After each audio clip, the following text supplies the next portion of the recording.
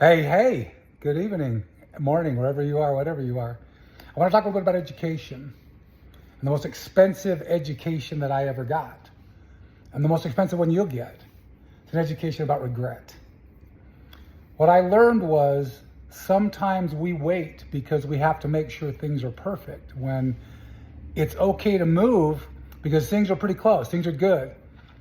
And what happened, here's the story. So we had been talking, my late wife and I had been talking about moving to our dream home, getting a dream home. She'd found the place she wanted in Arizona. It was on top of a mountain, a place called Arivaca, way south. I mean, we went through a Border Patrol checkpoint to get to our property. So it was on top of a mountain way south.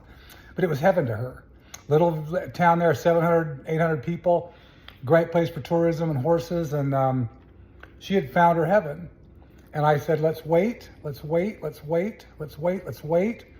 And she had found some other places during the interim that were possibilities. I said, yeah, let's wait. For about a year and a half, I drug my feet and said, we got to wait till things are perfect. And, one day she just looked at me and she said, I really think that's the place I want to go, and I want to grow old and die there with you. And I finally said, yeah, let's do it. So we pulled the trigger on our dream house, put our house up here for sale in Utah, pulled the trigger on the house. We get everything done the day we're moving, and all these things happened that were just a pain in the butt. I mean, there were problems and movements of just such a problem, and so many pieces had to move with the horses and the property. And we finally get done and get down to the day we're leaving. We've been packing, the house is packed, ready to rock and roll. We're taking our first trip down there to take our stuff. And she's loading up Jet, her horse, and she says, I think you should take me to the ER before we go. Something's not right. She had been having some ongoing issues, and we thought they were nothing major. The doctor said, no, you got a pulled muscle in your chest. You got some pulled muscles is all. Your chest is fine. And so I said, okay, let's go. Well, our lives exploded. An hour later, they had asked me to wait outside because they didn't want too many people exposed to COVID and stuff, because there had been some COVID patients in there. And she called and said, please get in here. So I run in, and the doctor says, okay, you got two options. Number one, we put her on a helicopter right now. And number two, we put her in an ambulance right now because she's dying. She may have 2 weeks to live. I chose option three, which is put her in my car. I'll get her to the hospital a damn sight faster than either one of those. So we took her to the cancer center, and on the way down, our ongoing joke was who was going to die first. She looked at me, she said, I told you I'd win. She had to be a smart ass right to the end of her life. She lasted 9 months. Because I waited, she did not get 1 day in her dream home. Not 1 day. We talked a lot about that while she was sick. There were a lot of long nights waiting in doctor's offices. She had 13 doctor's appointments, and I missed 2 out of 113 over the course of her 9 months. And she was hospitalized probably close to 60% of that time. So there were a lot of conversations and a lot of regret in me. And I just thought I'd failed her. And she told me at one point finally, she said, I knew how much you cared about me when you decided to go, because she knew I was leaving my family up here in Utah. And she knew that she was the most important thing to me. I was so hung up on things being perfect that I did not let the move happen. You must not wait for perfection. You must wait until you're ready. I was ready. She was ready. I wanted the perfect situation. Good enough would have still gotten us down there. There would have been a few more complications, but nothing major. I was dragging my feet on a dream that we both had to be in our dream place. And because of that, she never got to spend one night there.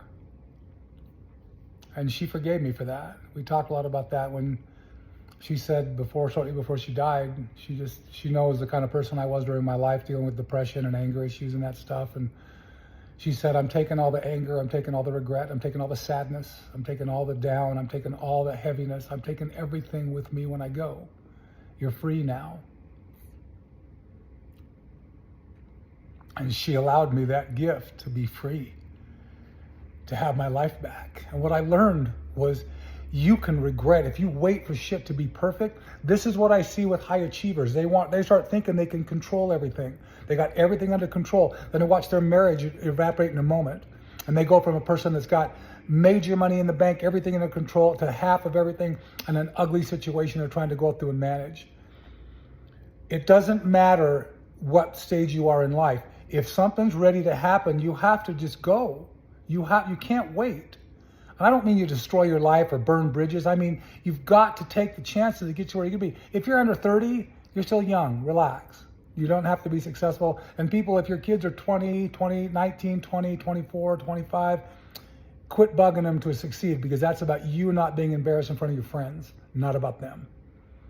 Just get off their cases, especially the young men. They feel pushed in their 20s to become supercar owners, and that's dangerous. We have to start building a culture where you do what you need to do to get where you want to go, and also that you don't regret the decisions that you make, and that you become comfortable with failure, become comfortable with not making perfect decisions. That was my conundrum. I was so worried about doing something wrong, I didn't do anything. I let us miss out on that dream. I see super achievers go through this, and I talk to them and I hear them talk about the problems and the challenges that they have, and Mom, my life's perfect, everything's perfect. Anytime you sit down and think everything's perfect, you need to start digging deeper, because there's always stuff underneath that has to be addressed. There's always issues with kids, with family, with spouse, with yourself. How's your health? How's your psychology? How are you feeling about your growth? Where do you see yourself in 3, 4, 5, 10, 15 years? Are you clear? Is she clear? Are the both of you on the same path? I focus mainly in my work with men because that's my experience, as I'm a heterosexual male and an older guy. My main coaching focus is 45 to 60. And those guys that are super high achievers are really making a difference. If they stop making a difference, not only does their marriage implode, or sometimes the marriage implodes and stops them, they have heart attacks quickly. You must decide that you want to continue making the difference. I'm sorry, I'm looking at the wrong thing here, sorry. I'm new to long form YouTube. So as you're making these decisions, understand the word decide is based on the Latin term to cut off. To cut off retreat. You make a decision, you cut off the retreat you have. High achievers know this, and they're very good at that. And they achieve highly for a couple of different reasons. The chief one, though, being insecurity and fear. They are terrified of failing. So much so, they will push through any barrier because they can't imagine themselves not making that next thing happen. And it terrifies them. So much so that it will begin to pull their focus away from their spouse, that amazing woman that's walked through with them, or man. Gay couples, the same problem. Super high achievers can end up thinking they control so much, and they've done such a good job of their life. They've got things under control that they begin to squeeze that and hold on to that. And as you squeeze that, the more you squeeze, the more stuff slips through your fingers. So you've got to maintain, and I'm going to get off track here a little bit. Look, regret will kill you. It will kill your dreams. Make the decision and go. Get yourself a process, consistent daily process. You look at the super achievers. You read Tim Ferriss's book, Tribe of Mentors. I think it's Tribe of Mentors. Yeah, it's like it's a massive book, 700, 800 pages. Every one of those people has consistencies that are through the book that are the same. If you listen to that book, I listened to it all through Audible, and everybody has the same process, is very consistent. They have simple things they do. The idea of having long-form morning rituals, blow that out the window. That's bullshit. Get yourself a 10-minute, 50-minute, 30-minute morning ritual. If the workout's included with that, then an hour and 15. But if you have a 2-hour ritual of this and that and meditation and work at it, make it 15 minutes and go work for an hour 45, okay? If you're a person that's the problem with that, and I've heard it said by super achievers, people that teach that long morning ritual shit are guys that have already made it and have a ton of time on their hands and don't have to worry about income. If you're at it, if you're in the grind, you need to make that time moving forward. That morning time is sacred, not just to work out, get your body right, but it's also the best time, the most creative time your mind has. It is. That's science shows it. So go after what you want. Don't wait. Don't slow down. But understand, if you're 20s, 30s, even into 40s, you're still doing okay time-wise. Now, when you start getting 45, 55, 65, you're winding down. So if you have things you want to do, you need to get more serious. If you've been serious all along, maybe it's time to start letting go, to opening up. Say, let's let some of these things float away. Let's put some other people in charge of these part of my dreams. Don't make your dreams consume you. The regret thing sucks, because there will be conversations in your life that you have with people you care about that they'll disappear in a minute, and you will not be able to get that time back. I was lucky.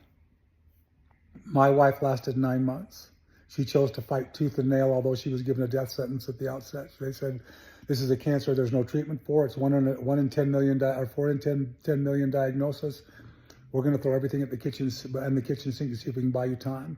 And she fought it, and all our conversations were had. My kids could say bye to her. We all said bye and got our time. You're not going to have that luxury. Don't believe it for a minute. You will have conversations that will be your last. If you wait, your life will not look how you want it to look. Please, please, please, if you take one thing away from this, if there's something you need to say to somebody, tell them you love them, tell them you forgive them, tell them how much important. It doesn't matter if it's a friend. I love telling people that they're my friends how much they impact my life. Just seeing them lifts me. I want them to know that, because if they disappear or I disappear tomorrow and I didn't tell them that, that would be my regret, especially if it was them that disappeared. I want them to know. Don't regret anything. Move forward with your life. Make sure that you've got a plan in place, but the plan is simple and disciplined in the morning or during the day. You have consistent things you do that are simple to follow. Don't make it too complex. Don't have a 40-thing to-do list. You don't need one. One tab open at a time, push the project as far forward as you can get, then go to number 2. If you have to come back to 1, that's fine, but you don't have 2 projects going at the same time. These idea of guys going, oh, I had a guy say, I got 7 computer screens in front of me. Great, he's watered down 7 times. He's doing a good job with his work. He would be a genius if he'd wanted to focus on 1 screen. So just saying. That's science. Science proves that we don't multitask. We lose focus on when we're multitasking. So I wish you a great night. This is long form, first YouTube long form I've ever done. So it rambles a little bit. I'm going to become more structured. We're going through some stuff with Evan Carmichael. I'm really excited about that. I wish you a good night. Sorry for the workout garb. I just got through at the gym. That's one of my consistencies. I don't negotiate on that every day. Every day. If I take a day off, it's because I need a day off to regenerate my body. It's not because I just want to sit on my butt. Have a good day. Take good care of yourself. See ya.